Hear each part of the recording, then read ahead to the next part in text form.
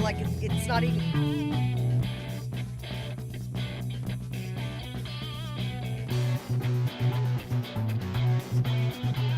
Nothing.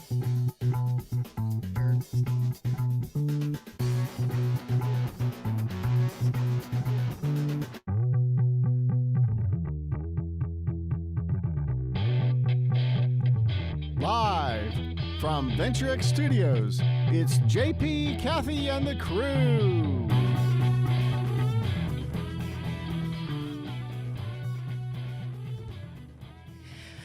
Woo! Happy Friday before Labor Day weekend.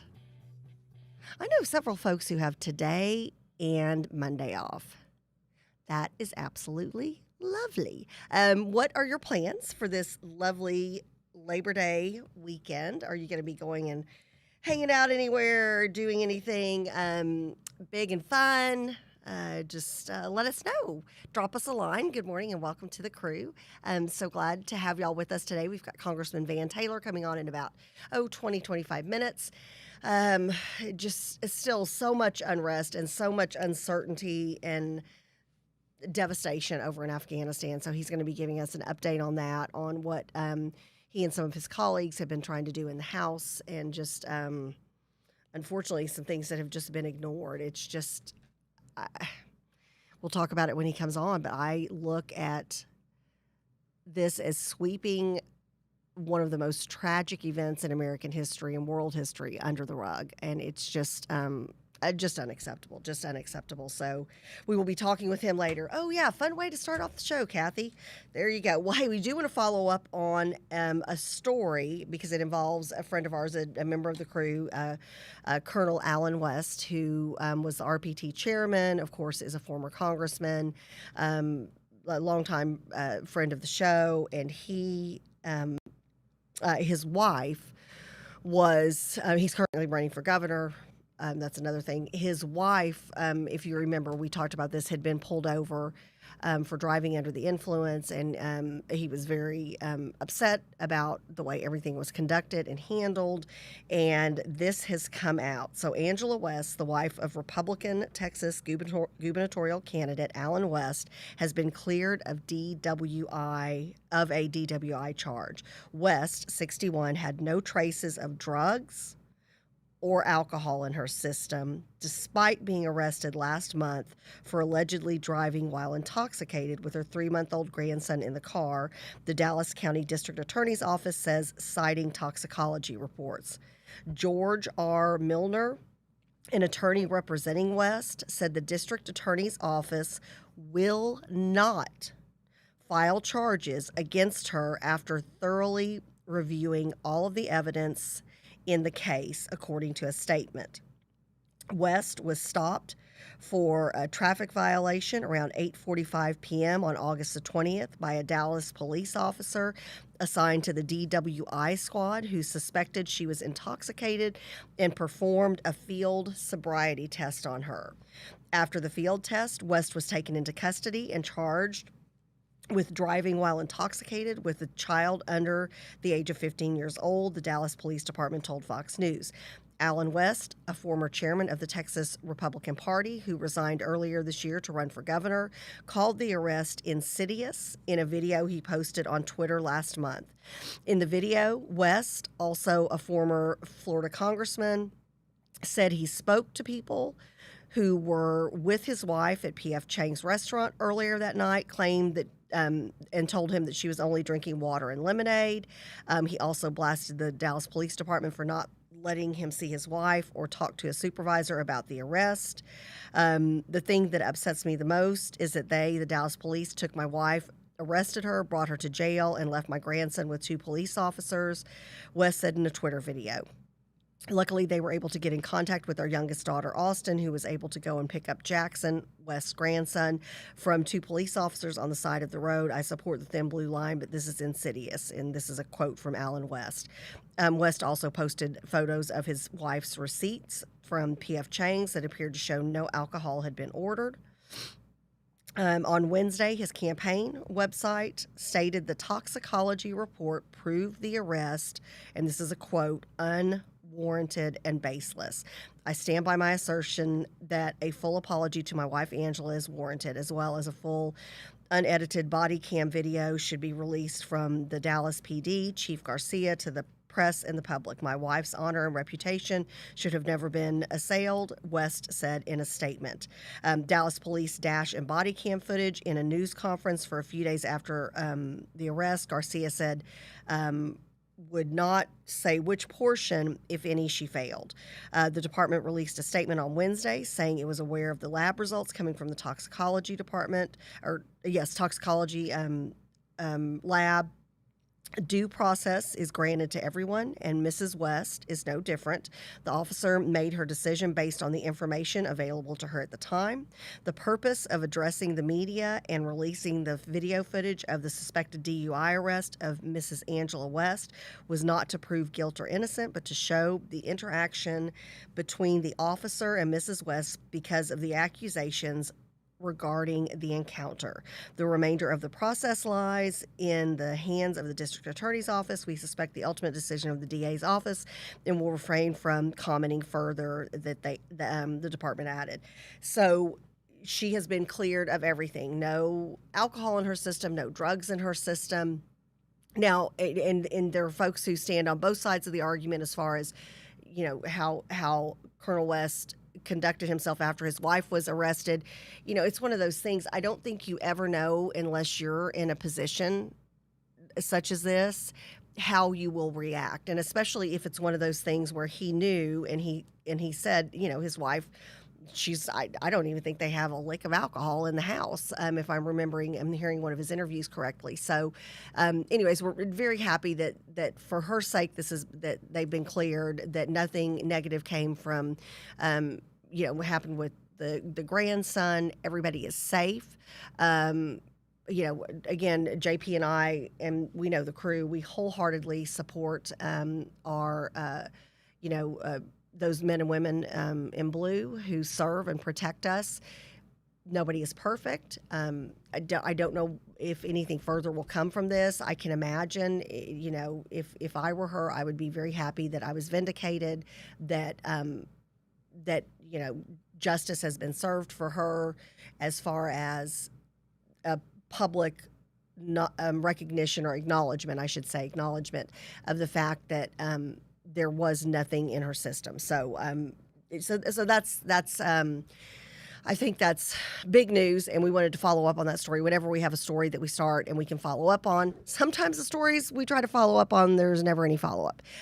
But this is one of those where there was, so we wanted to make sure that we got that information out there to you. Oh, yes, it did pull up. So, and you see these help wanted signs everywhere. And again, I believe you've got a situation where a number of folks have been on receiving unemployment benefits, and so some of the people who are in that age bracket in a certain point in time in their life, who would normally have these different jobs at grocery stores, waiting tables, things of that nature. Some of the things you do while you're looking for your career or while you're studying or training for your career in life. Heck, I waited tables back in the day. I worked at Victoria's Secret. Where else did I work? A couple of other clothing places. Josky's. Was it Josky's or Foley's at the time? Elizabeth, are you on? What did we work? Was it Josky's when we worked there? Anyways, and there are literally help wanted signs everywhere. Have never seen anything like it. It's just crazy. But this just came out this morning. U.S. hiring slows sharply in August as Delta variant stunts job gains. And I've got a Fauci update. Don't turn the show off. I've just got a quick update on him and then a couple of things to talk about with that. So it says non-farm payrolls increased by 235,000 workers in August as unemployment rates fell to 5.2%. The Labor Department said Friday. Analysts surveyed said they expected the addition of, this is a big old discrepancy, 728,000 jobs and unemployment rate to fall to 5.2%. The job gains in the July report were revised higher by 110,000 to 1.053 million. The U.S. economy has averaged 586,000 jobs gained per month this year. So I don't think this fares well for us. We've got crisis after crisis after crisis coming on. I ended up last night. Now, granted, it was not the usual place I stop and get gas because I've got the places that I like to go, usually while I'm at the grocery store or what have you, because I know these are places that have a better price on gas.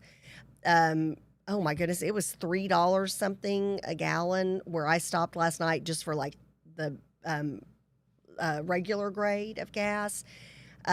Hearing friends all over, gas prices are going up. Prices at the grocery store going up. A few things that I order on a regular basis or semi-regular basis on Amazon, I've noticed those prices are going up, and then some of the things that people are used to getting, the demand is so high, including some blood pressure medicine, and I'm following this very closely with my mom. Blood pressure medication that she's been on for several years now. All of a sudden, she is having to call and see if she can order something from another state. They said that there's a shortage on the blood pressure medication that she took, or she's taking. And I'm trying to think. There was something the other day. I'm trying to think who JP and I were talking with, and it was one of those things that you're like, wow, there's a lack of that as well. Again, there are not people to work to manufacture these items. They're not the people, including people to drive buses for school kids. You don't have the people in the transportation industry that we've had in the past. So who's going to do the work? Supply and demand only works if when you demand something, the supply is there and available. So just crazy times. I want to go ahead and we'll continue to follow this because I think we're not even a year into this current administration, and we're already, worldwide, disastrous times. Very concerned about 9/11, and JP and I will be talking about 9/11 and preparing for that next week as we approach the 20th anniversary of 9/11. Are we sitting ducks? Are we sitting ducks and back to where we were September 10th, 20 years ago? Who's keeping us safe, and who's putting America first? And again, if you're the president, you should be focused on, international issues, on domestic issues, on safety, on jobs, on inflation, on everything. And you should be concerned with and be doing things that move towards taking care of Americans. Because if you're the American president, that's your gig. So, would love to hear your thoughts on if he's doing this, if he's doing his job. I'm shaking my head. We're not even a year into this current administration and this current president being sworn in, and I'm just very concerned for the state of our country. A number of mine and JP's friends, and I know some of the members of the crew have heard from folks as well because you've sent us messages about it. Friends of yours who voted for Biden who are saying, I've never had more voters' remorse than this current time. Before in the past, every so often I'm like, oh, I wish I wouldn't have voted for so-and-so. And they are saying, I truly wish I could go and have a do-over and vote for Trump. So very interesting. And these are some people who were not fans of President Trump. Now they're looking at policy decisions from both administrations and going, wait a second, maybe I didn't like him on Twitter, but I certainly don't like the current policies that are being impacted. So would love to hear your thoughts on that. Fauci, and again, don't shoot the messenger. Fauci said the Mu COVID variant Not an immediate threat to Americans, but the new coronavirus variant, Mu, is not at the moment posing a great risk to Americans, according to the White House Chief Medical Advisor, Dr. Anthony Fauci. We're paying attention to it. We take everything like this seriously, but we don't consider it an immediate threat right now, Fauci said Thursday during a White House COVID response news briefing. Earlier this week, Mu, known by scientists as B.1.621, was added to the World Health Organization's, the WHO's, interest of list variants. The variant was first identified in Colombia and has been confirmed in at least 39 countries, according to the WHO. The variant has a constellation of mutations that suggests that it would evade certain antibodies. That's kind of scary. Not only monoclonal antibodies, somebody in the medical field to help me with that pronunciation, but vaccine and convalescent serum induced antibodies, Fauci said. But there isn't a lot of clinical data to suggest that most laboratory in vitro data. Remember, when you have variants that do diminish somewhat the efficacy of vaccines, the vaccines still are quite effective against variants of that time, Fauci added in a conclusion, telling Americans that the health officials were keeping a very close eye on what happens with Mu. So he also says, Fauci said during a briefing that he would not be at all surprised if 3 doses of vaccine are required for Americans to be fully protected against the coronavirus. And I just wonder, and if you'll let me know, Brett, when Congressman Taylor gets on, because I've got stories out the wazoo today. So as soon as he comes on, we're going to let him in. But I look at it at the so now they're saying, he wouldn't be surprised if we've got 3 required vaccines, booster shots, however you want to refer to this. So at some point, are there going to be so many variants out there? And again, this is one of those things, and we've talked about this with Dr. Clothier, a number of members of the crew. We've discussed this. Some people, some of our folks from the crew have been vaccinated, have gotten the shots. Some have not. Some have gotten 1 shot, not the second one. So, and that's one of the things we're going to be talking with. Monday we've got the day off, and we'll be running. I think we're going to be rerunning our Randy Travis show. So we're going to go kick back, and when we had Randy Travis and his beautiful wife Mary out here, I think we're going to rerun that show on Monday. But the next Monday we'll have Dr. Clothier back on, and we're going to talk about booster shots. I know Dr. Good had sent us a question saying, she's healthy, but then she's got family members that are compromised who have received the booster. Does she need that 3rd shot? And so several folks are asking about this. And I wonder, at some point, first of all, at some point we will have to just learn to live however this is with this. It's like the flu. I don't think it ever goes away. I think it is something that is a reality that we will have to deal with. I'm not a medical expert in any way, shape, or form. Just my personal thoughts that this is one of those things that people have got to get back to the business of living as best they can, because this isn't going away. It's going to be like the flu, So do you get a shot? Do you end up getting the flu? Or are you lucky and you're like me, you get the flu shot, but then, now this wasn't last year, this was before COVID, got the shot and ended up getting strain A and strain B and got bronchitis with 1 episode of the flu and pneumonia with another episode of the flu. So, go figure. So again, how are we going to get along? Is this going to be one of those things where you end up having a booster every month? I just don't know. And then again, I've got two friends of mine who had COVID originally, a male and a female, both right around the same age. And then both ended up, because of their professions and health choices, got the vaccine. And then both of them have recently gotten over a second round of COVID. So then my question is, are there certain people? Is it blood type? What is the case? Is there a reason that one person's going to get it over the other?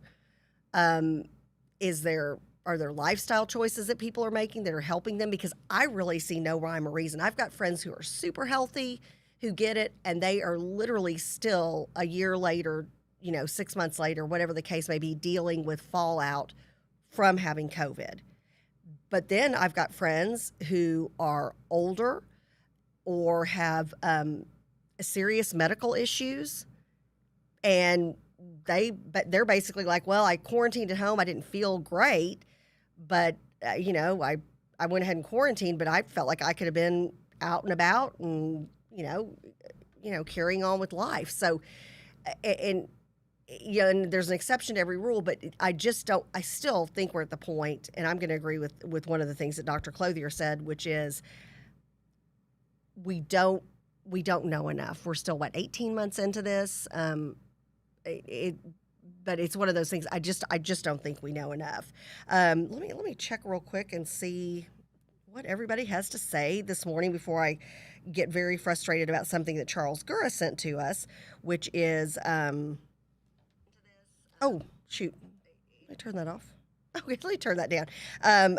Candace Owens, who was denied treatment at a Colorado hospital. So we'll talk about that in a second. But good morning to Coach Quigley.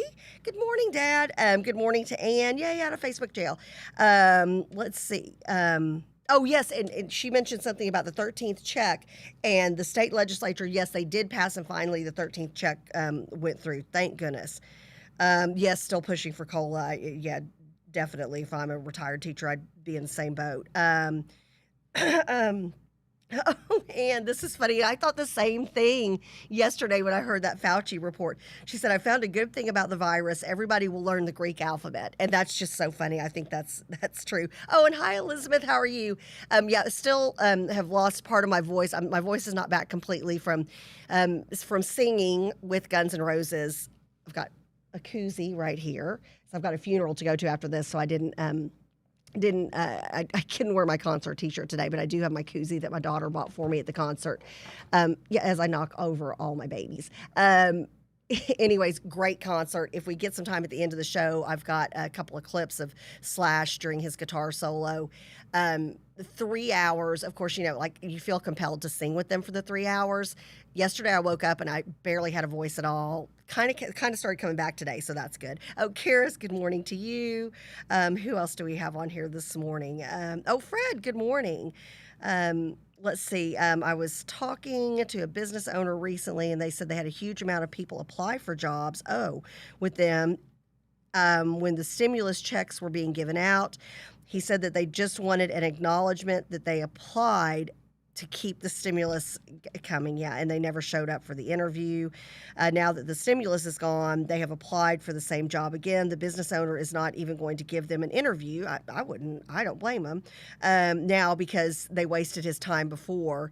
And that is, good morning, Dr. Good. And that's one of those things. Yeah, a lot of people just, you play the game, you go out, you show you're looking for a job so you can still get the stimulus check. And yeah, if I'm a person who owns a business, I'm going to remember somebody who came and wasted my time before. Because especially small business owners nowadays, this is not an easy place to be. They are struggling to keep those doors open with all of the constraints, especially if you're now, if you're here in Collin County, like we're here at, Venture X in Frisco, Texas, business is booming. Tons of folks here. It's a co-working space, and tons of folks out here renting spaces because people are getting back to the business of getting back to work. But then you go one county over, not so much. You go to some other states who are literally just devastated by this because they're still in so much of a shutdown mode, and they still have so many constraints that it's really hard for them to operate their business.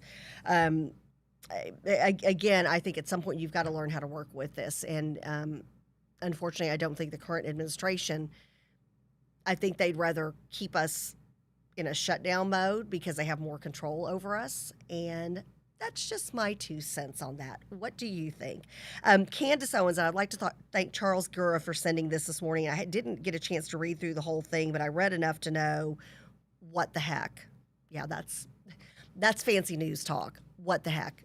Just kidding. So Candace Owens, a conservative author and commentator, precious. She is just a beautiful, smart, intelligent, wonderful young woman, up and coming leader. Would love to see her in public office at some point. She was denied medical care in the form of a coronavirus test by a Colorado laboratory because of her political beliefs. And this is according to Fox News anchor Tucker Carlson. Oh, and Libby is saying that something about a passcode. Can you? Okay. So we're getting ready to get Congressman Taylor. Let me tell her that we will. So maybe can you resend? Okay, yeah, whatever you need to send over to Libby for Van, that would be great. Okay, so Owens was sent a letter by Aspen Laboratories co-founder Susanna Lee informing that her booking, I guess that's her appointment, so booking was being canceled and she would be, quote, unquote, denied service because of both her aversion to governmental face mask mandates and her analysis of the effectiveness of vaccination shots. And this is a quote: "We cannot support anyone who has proactively worked to make this pandemic worse by spreading misinformation, politicizing, and..." Can you hear my eyes rolling in the back of my head? Politicizing? Really? Okay, anyways. Politicizing and discouraging the wearing of masks and actively dissuading people from receiving life-saving vaccinations, Lee wrote in the letter obtained by Tucker Carlson tonight. And this is a few days ago from Candace Owens, a couple of days ago. As promised, here's the email from the rabid activist declining to give me a test, plus my response to her. She clearly isn't stable enough to work in health and is a danger to the Aspen community. Anyway, she goes on, and I'm going to try to cut and paste this and put this into the comments, but she goes on to put her thought, what the lady said, what the woman said, and then what she responded. This is so reckless. Okay, the great thing about America is we live in this country, and then again, tell me when Congressman Taylor's on and I'll shut it down and because you want to hear from him. The great thing about America, God bless our brilliant founding fathers. I just sometimes I'm like, how did they know? When we come across these times in American history where the Constitution really does just... Oh, there we go. Okay, so I'll finish my rant in just a little while because we've got Congressman Van Taylor on. How are you? Hey, Kathy, how are you? Doing well, a little frustrated. I'm on a rant because I just found out this morning that Candace Owens, who is just a brilliant young conservative individual, young lady, was denied in Aspen because of her political stance, was denied a COVID test. So I was on a little bit of a rant. So you've caught me when I'm a little. Well, so good morning to you. Good morning, and good morning. There you go. And that's what I was waiting for. Well, we're so glad to have you back on today. We know you are crazy busy just with everything going on.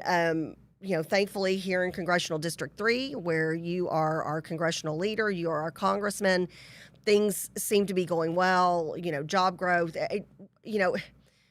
individual people with the liberties given to us through the Constitution are succeeding. But boy, howdy, Congressman, that is just not the case everywhere else. So obviously we want an Afghanistan update, and you being, former military, Sure. you have been boots on the ground. You understand military strategy. So we want an update on that. And then just kind of the insanity instead of, I keep thinking at some point this administration has to turn a corner. Something has to shake them up and shake the president up to where he's like, okay, you know what? We're not on the right track. We need to get on the right track. But then I don't see it happening. It gets worse every time I think, okay, now at some point somebody has to be rational. And that's just not the case. Well, is that what you're finding in D.C.? Yeah, it's like they hit rock bottom and keep digging. Yeah. Okay. Okay, that's the new hashtag line for the day. Yes, they've hit rock bottom and they keep Rock digging. bottom, That's keep digging. exactly what's happened. Oh, Yeah. Yeah. So unfortunately, on Afghanistan, my office has been working around the clock for the last several weeks, trying to help get people out of Afghanistan. We need to make sure that no American is left behind. We need to make sure that none of our allies are left behind. President Biden at one point said we're going to stay until everybody comes home, and unfortunately, he broke his word. And I'll just share with you, Kathy. I was a Marine. I was in reconnaissance, and in my time in the invasion of Iraq, we operated, forward of friendly lines, sometimes for days at a time. right. And so the idea of being left behind is something you think a lot about. As a reconnaissance Marine, you spend a lot of time thinking about that and worrying about that, and so it's a very visceral discussion for me because of my own personal experience in Iraq and as a Marine, particularly as a reconnaissance Marine. So, what President Biden did, I think, is unforgivable. Leaving Americans behind, leaving allies behind. And I think what's most frightening to me right now, Kathy, is there isn't a plan to get people out. In other words, it's not like, well, okay, we're going to set up there's an air base in Turkmenistan, and we're going to start conducting, heliborne operations out of there and try to pull people out, or we're going to start, we're going to open up the border with Pakistan, and, we're going to start trying to drive people out and try to use vehicular convoys to try to extract people out of Afghanistan. I should point out, Afghanistan is a massive country. Right. And the roads are not terribly good.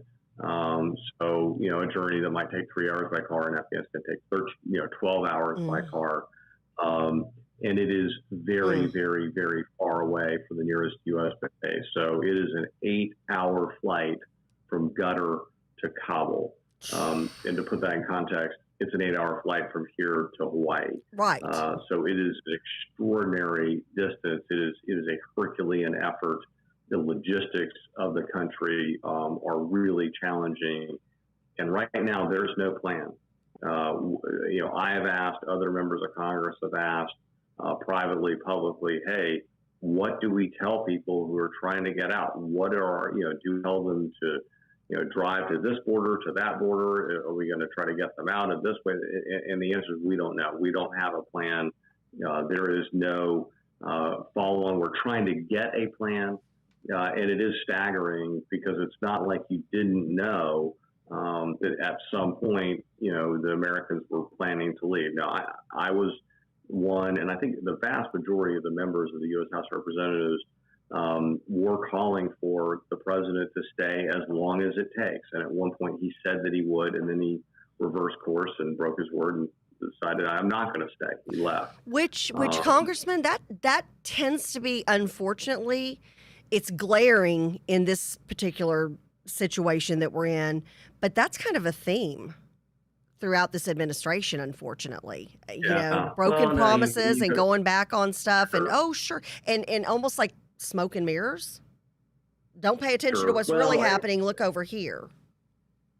Yeah, no, and it's the border. I mean, you've heard Vice President Harris say we're making progress. No, we're not. You will see the border is secure. I mean, you're told, hey, the border is secure. We're almost at almost a million people have been apprehended on the southern border since President Biden was sworn in.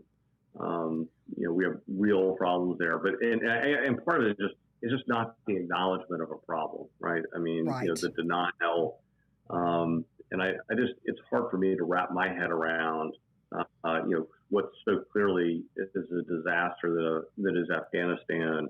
And it didn't have to be that way. And I think that's what's most upsetting to Americans is, we didn't have to leave this way. We could have left in a responsible way. And the president said we would leave in a responsible way, and we didn't. But then there's a denial of what actually transpired. Just like there is on the border, there is in Afghanistan. But what I'm worried about are the human beings, the Americans and our allies who are trapped behind enemy lines in a hostile country with a terrorist regime, literally a terrorist regime that is in control there. And there isn't a plan. There is not a way to get people out. And it's deeply disconcerting for us. And there are people that are dying as a result of this administration's incompetence. And it's heartbreaking. And something else, I know that you're still doing your due diligence to see what has happened, but we've already had a few folks chime in this morning, and they've been asking this week to ask you about the service dogs that are over there. So it's one of these things we've got. And again, there's several different versions of that story. So whenever you get down to the bottom of that, we'd love to hear an update on that, because I know there are people who are willing to foster those dogs, help those dogs. I mean, people are like, hey, do we need to pay money to get somebody to go save them, like former military to go in and rescue them? But you look at, okay, so you've got women over there, children over there. You've got people who are from have stepped up, and they're learning, young women who have learned to read and who are working. Well, they're living in fear now. You've got the president saying that anybody who wants to get back to America, they can do it. Well, okay, what about the people who have been our allies, who have been interpreters, who have been supportive of Americans over there, or the Americans over there who are in hiding right now? How can the president go on national TV and say anybody who wants to be back in America can? What about the people who are fearful that they're going to be beaten or beheaded, or the women who are fearful they're going to be raped and tortured? What about the people who are in hiding? How can he deny that we don't have people over there who are fearing for their life this very second? Yeah, Kathy, I don't want to get inside his head, but what I will say for President is it appears to me that he was so focused on leaving Afghanistan that he truly, put people's lives at risk and has abandoned people and broken his word. Unfortunately, we have sort of three different problems as a result of how we left Afghanistan. One problem is what we've been discussing, which is all the people left behind. And that's probably the most important, most pressing human problem. The second problem is that you now have a country that has free reign, that is run by a pro-terrorist, anti-American organization who, in the past, helped facilitate the running of training camps.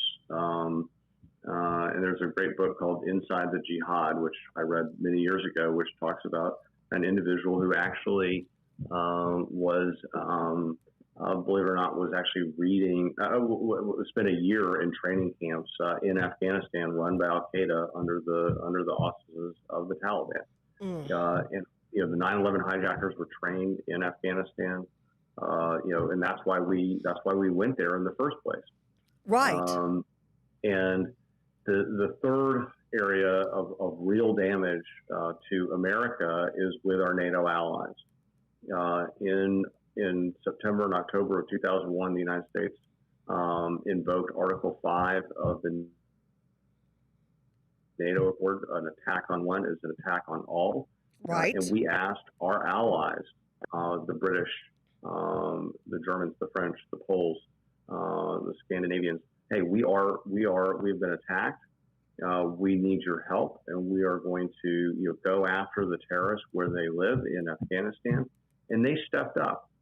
And for 20 years, these nations, spent money, sent equipment, deployed troops, fought beside us, were wounded beside us, and died beside us. I mean, they sacrificed for decades, side by side with us.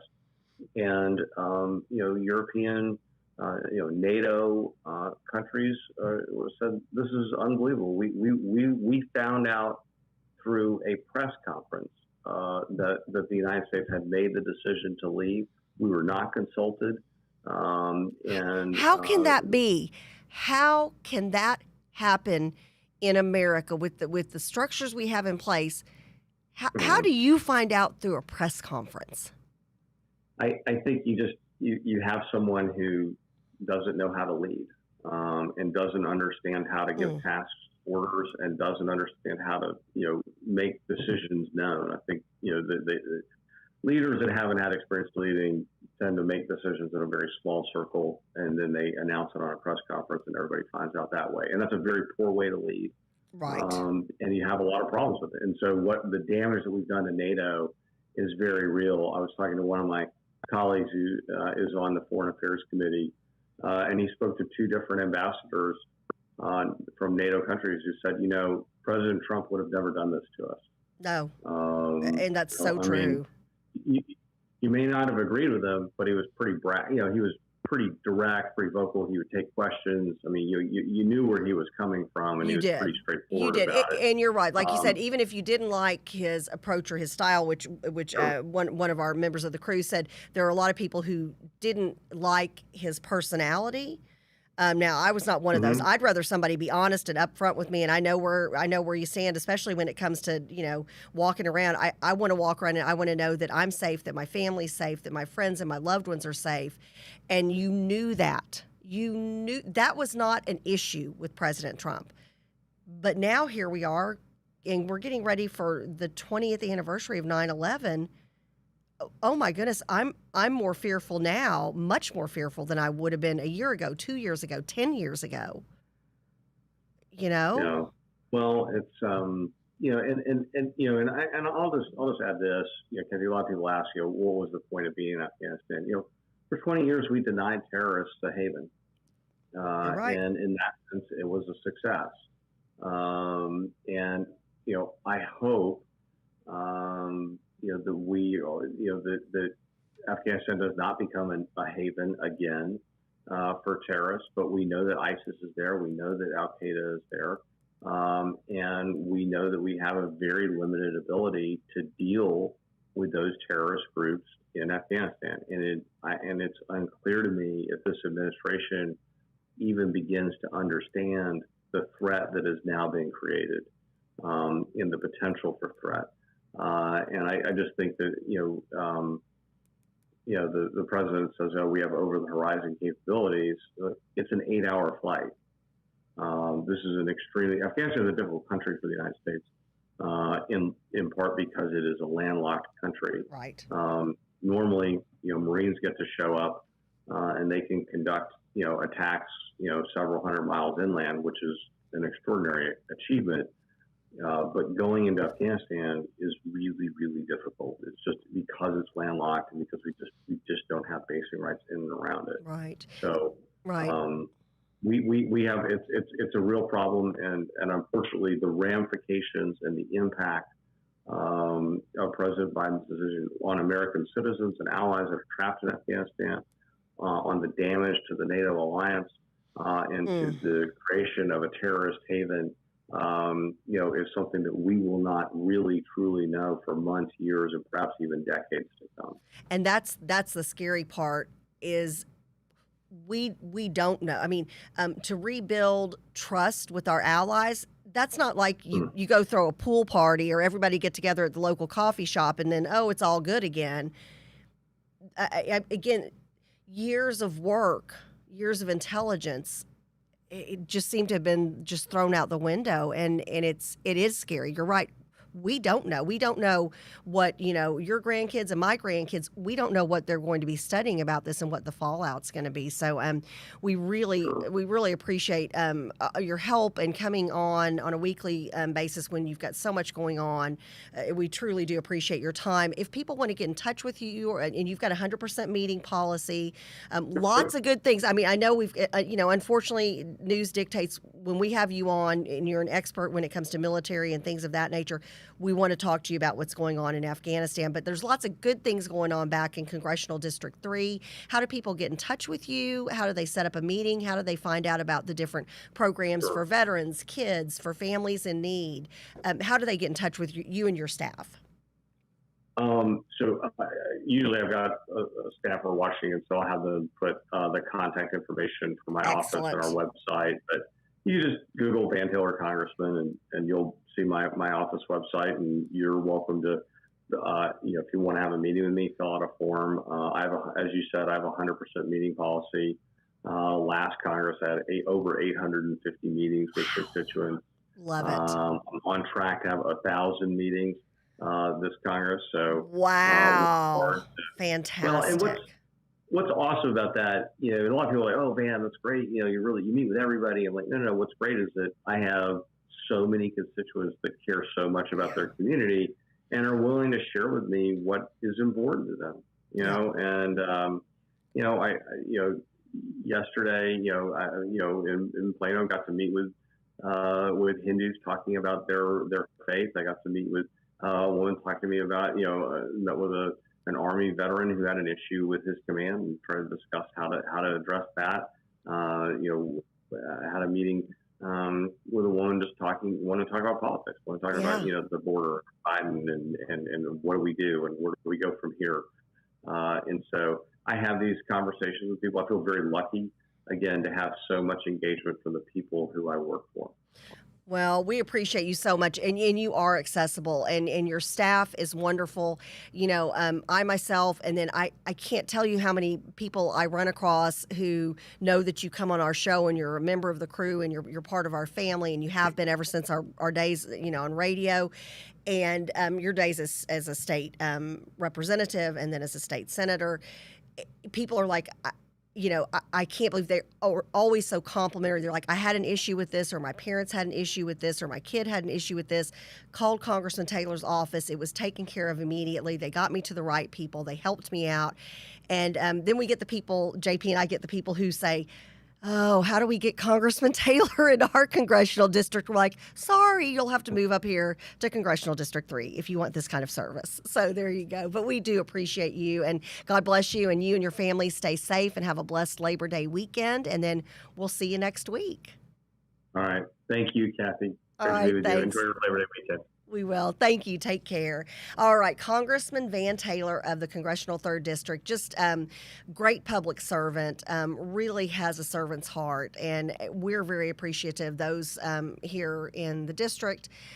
And then, he's got a no-nonsense approach and is very fact-based, is not, having some kind of knee-jerk emotional reaction when he talks to us about the things in Afghanistan. So we do appreciate the updates firsthand from him. Okay, so I could talk about, and thank you, Libby. She's come on one of our social media feeds and has put in a link for Congressman Taylor's website, so we appreciate that. We've got a few minutes left. I can't believe it. I've got 9 million things to talk about. We'll talk a little bit more about Candace Owens. I guess bottom line on that is, if you're in the medical field, just like if you're a first responder, just like if you're a teacher, that's another story I didn't get time to get to. A couple of teachers have lost their minds in California, and I cannot believe they actually did lose their teaching jobs. One was, let me just put this out there, and we'll talk about this next week. One of the teachers was basically teaching kids to go with the philosophy of Antifa. Just saying. So anyways, did lose their job, which I was kind of surprised in California, but maybe the tides are turning out there even. But with Candace Owens and with anybody, it's one of those things. I can go on the radio, on the podcast. I can rant and rave about something I believe in or I don't believe in, or whatever the case may be. And the great thing, last time I checked, this is still America. We still have freedom of speech, which is a beautiful thing. Freedom of speech is what allowed all of these liberal media folks to literally spew venom and hate about President Trump. And now they're able to spin and say however they want it. And again, if you're saying what your opinion is, you're an entertainer.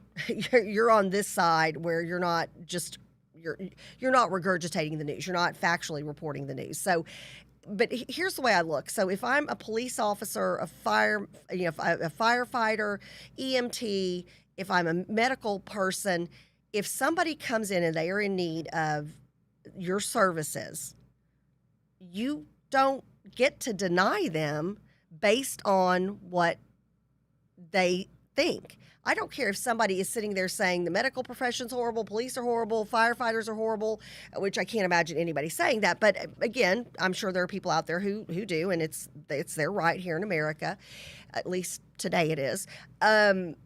You're out there and you're saying your opinion. You should not be denied any type of service as a result of that. So what happens if I'm, if my house is on fire, but the firefighter didn't vote the way I voted for the local city council race?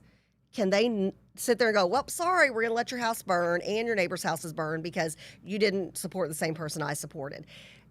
If we get to that point in society, we really, really, really are in trouble. So I'm really upset with what happened to Candace Owens, because even if it were somebody who thought Fauci was the greatest thing since sliced bread, was like saying, hey, how many vaccinations can I get? Everybody wear 10 masks every day for the rest of your life.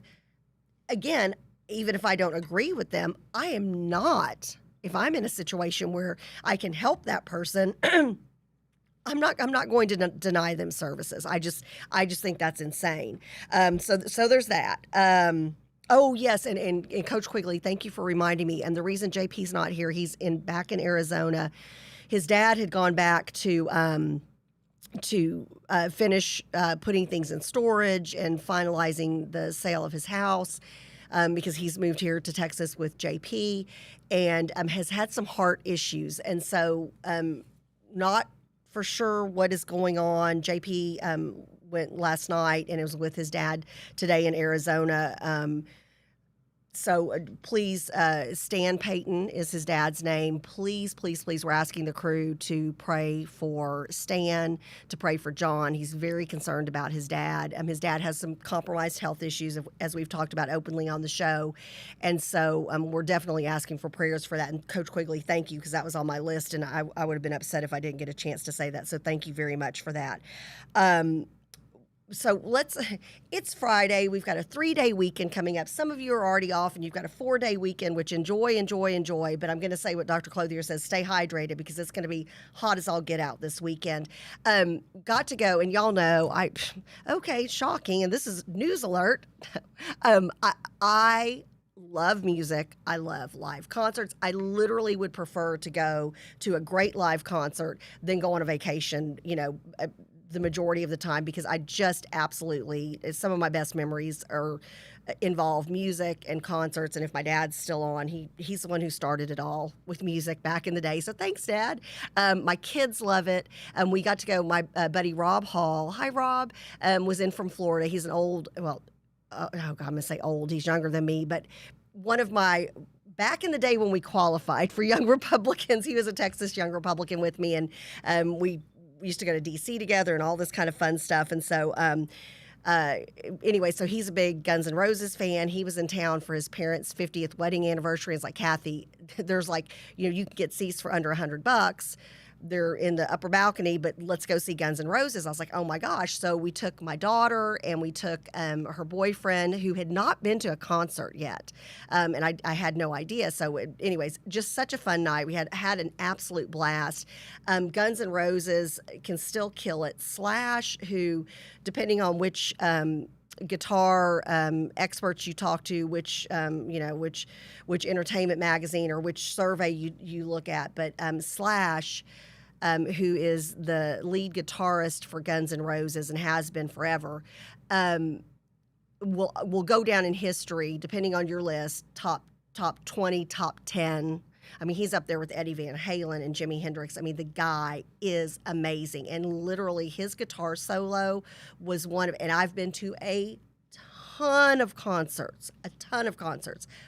One of the best guitar solos. I literally, they played for 3 hours. First of all, Guns N' Roses were awesome. Played for 3 hours. I mean, you were just like wiped out afterwards, because you're having to sing and dance and jam with the band.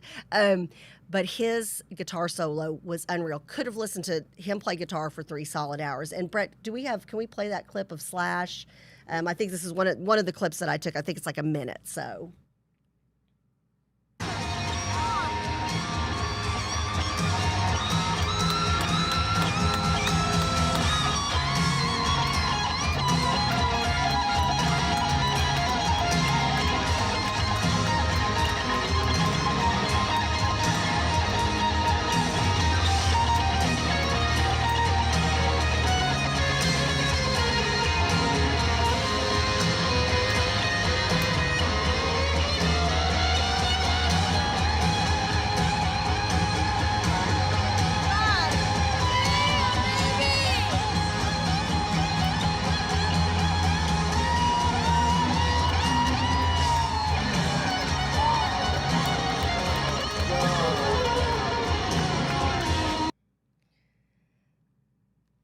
Okay, so and that's just a little clip, and I've got several of them. It was unreal, and Elizabeth hopped on. Oh, and hey, Leilani, Elizabeth said he was amazing, and it was it was just like jaw dropping. I just so incredible, so happy I went. Just had a blast, and just love you, Emily's boyfriend's the cutest thing. The whole time that Slash is playing, he's like, "Oh my gosh." Oh my gosh. Oh my gosh. He was blown away. It was just so great. Wanted to give birthday shout outs to Gail Meeks, who's got a birthday coming up. So, birthday blessings to you, beautiful lady. Another birthday shout out to Melissa, who is a dear friend of mine who I cheered on the Sidekicks with back in the day. And she and I won a dance contest, since we're talking about rock music. And we danced on stage with Poison to the song Unskinny Bop back in the day. So there you go. Now figure out my age. But anyways, I'm old. So birthday blessings to you, my beautiful friend, and we're still continuing to pray for you. She had a clean bone scan. She's battling breast cancer. Looks like she's got some chemo coming up, has finished her radiation. So anyways, praying for you and glad you're around to celebrate this birthday. We also want to pray for, ask the crew to pray for all of those who have dealt with the devastating wake of Ida. I want to say 40 people in the Northeast have passed. It's a horrific tragedy, and we're just asking for prayers for all of those people in need, the people in Louisiana who have lost their homes, who are still devastated. So please pray for them. And we're going to end on like the best. And again, I dig music like nobody's business. This is the best music news of my entire lifetime so far. Can you pull up the article I sent you, Brett? And thank you so much for all your good work today. Can you pull up the article on ABBA? So, Fred said, "Dang, you are old, Kathy. I wasn't even born when Poison was around." Yes, you young thing, you very young thing. And I was old enough to dance on stage with them. So, okay, I love ABBA. Another thing, so Dad, my dad and I, gosh, some of my best memories when I was a kid were my dad and I listening to ABBA. And then, of course, every time Mamma Mia comes out or is on stage or anything, my dad and I are right there. Also, shout out to my dear friend Lynn, who is also a huge ABBA fan. So is my daughter. Anyways, we just love ABBA. They are reuniting after 40 years. So they're also going to be releasing an album called Voyage. So, anyways, now you can go back to a split screen, Brett. But keep the ABBA image up on the other side. I heard this on the news on the radio yesterday, and I'm like, did I just hear that? That was one of those things. Like, I'm like, I have to pull over because it's too dangerous for me to be listening to the radio right now, hearing this news. But after 40 years, ABBA, the band, is reuniting, and in November they have a new album coming out. And what I've heard is they're going to drop 5 of their singles before then. So like, I'm hoping and praying maybe like Labor Day weekend they're going to drop one of those singles. I'm hoping it's going to be happening soon. I cannot wait. There is supposed to be, I'm hearing, a concert tour coming with this. Out of all the bands I've seen and all the bands that have been on a bucket list for me, oh my gosh, I would give up my car to go see ABBA. I am so excited about them reuniting, and they've been asked a bajillion times and for lots of money to reunite, but after 40 years, ABBA is back together. So all is right in the world. This has got to be a sign of something good to come because ABBA has reunited. So anyways, I'm just super excited about that. Don't know if you're a fan. Obviously, I am. I was talking to somebody yesterday, and they're like, "Oh my gosh, I heard ABBA's reuniting. Have you lost your mind?" And I was like, if Like, I would go to their concert and I would cry from opening song to ending song, just tears of joy. So anyways, just so excited about that. So hopefully that will kick you off, especially if you're an ABBA fan. That will put you in a great mood for the weekend. We hope you have a blessed weekend. Please stay safe. Don't have any of these here, hold my beer moments, or hey, watch this. Nothing good comes after either one of those statements. So just be safe. Be aware that it is super hot, especially here in Texas. But just be safe and take care of yourself and take care of each other. Have a blessed and wonderful weekend. Again, continue to pray for JP's dad, Stan, and hopefully we'll have some good news, and hopefully he'll be back home in Texas where he belongs when JP and I are back on the air next week. We've got This Pink Cloud coming up, Snarky Parenthetical. We've got Kilroy's Conversation this weekend, a special 9/11 edition. We've got what else do we have? The Ask Dr. Be Good show on Sunday, and then of course JP and I will be playing a special rerun with our show with Randy Travis on Monday, and then Lisa and I will be coming to you with not This Pink Cloud, with Heart and Soul of Texas Women. So anyways, just have a blessed one. God bless you, and we will see you soon. Mwah.